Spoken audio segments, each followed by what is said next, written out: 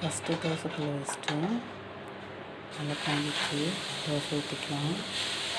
நல்லா பெரிய கல் மாதிரி தோசை ஊற்றிக்கணும். ரொம்ப பெருசாக ஊற்றணும், ஆனால் நான் தெரியாமல் ஊற்றிட்டேன். மீடியம் சைஸ் தோசை நீங்கள் ஊற்றிக்கோங்க. பெரிய தோசை இன்னும் கொஞ்சம் ஊற்றிக்கோங்க. பெரிய தோசை இருந்தால் எடுக்க வராது. தட்டு போட்டு மூடிடலாம். இது கறி வச்சுருவோம்.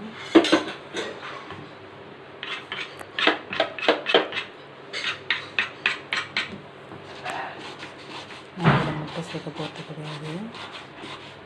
வெறும் வெங்காயம், கறி, கொஞ்சோண்டு குழம்பு ஊற்றி வேக வச்சு திருவி போட்டு கறி தோசை, ஆனால் முட்டை இல்லாமல்.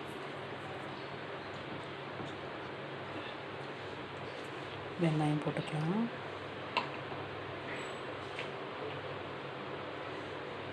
வெங்காயம் போட்டு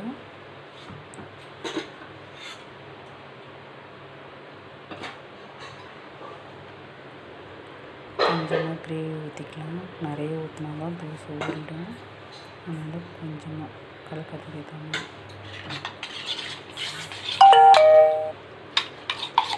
நல்லா கலக்கிக்கோங்க.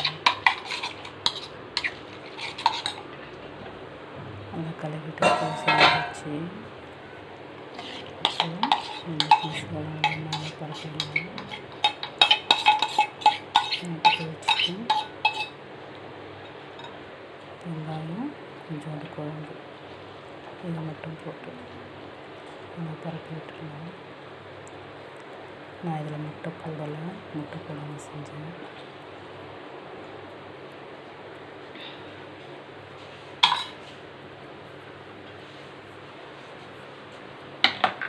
நல்லா வேகணும். சிம்மல்லே வச்சு வேக வச்சு எடுக்கணும்.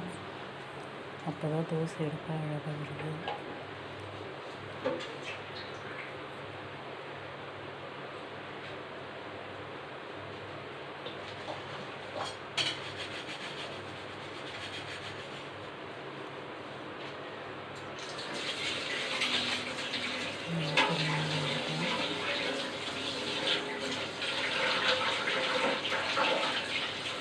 நல்லா சுற்றி ஓரலாம் குக்கிங் வந்து அழகாக நல்லா கட்டணும்.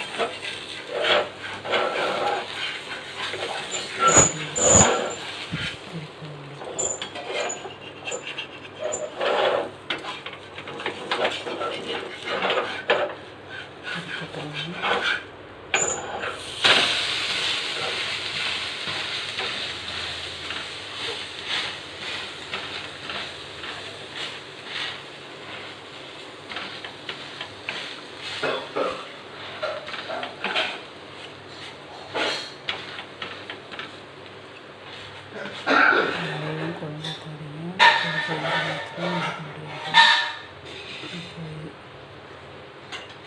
பாதி திரும்ப அதில் தவாலை கூட விட்டுக்கணும்.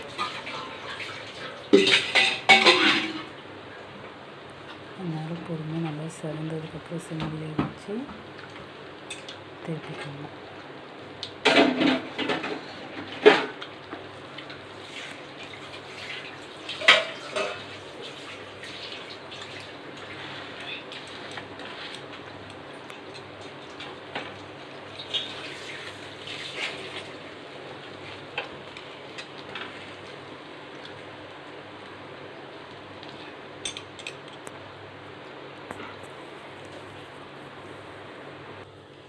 நாட்டுக்கோழி சிக்கன் கறி தோசை தயார்.